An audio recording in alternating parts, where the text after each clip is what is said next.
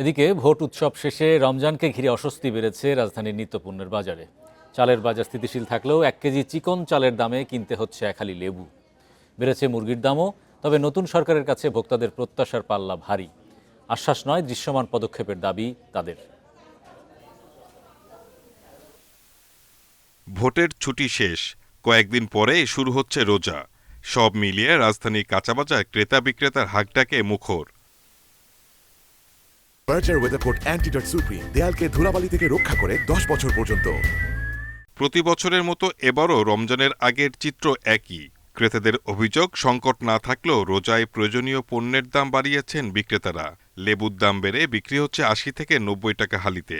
কাঁচামরিচের কেজি 160 থেকে 170 টাকা। চড়া, শসা, বেগুনের মতো সবজির দামও। বাজারের দাম নিয়ে তাই হতাশ ভোক্তারা। 80 টাকা হালি, 100 টাকা হালি লেবু চাই। হ্যাঁ, কষ্টকর না এটা। এই এত দাম দেয়া গিয়ে তার মধ্যে আসতেছে রোজা রাইলে এত দাম।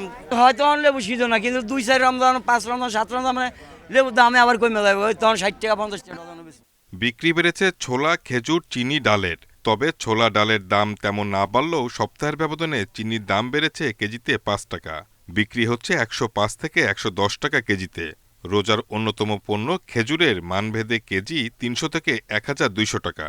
কোনো মালের সরবরাহ কোনো ঘাটতি নেই। রমজানে পর্যাপ্ত পরিমাণ প্রয়োজন হয় কি ডাউল, তেল, চিনি, এগুলো রমজানে প্রচুর চাহিদা থাকে।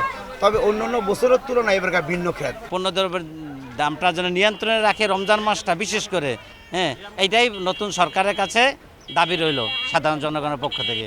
কেজিতে প্রায় 20 টাকা বেড়েছে মুরগির দাম। ব্রয়লার মুরগির কেজি 190 থেকে 200, আর সোনালী মুরগি বিক্রি হচ্ছে 320 টাকা কেজি দরে।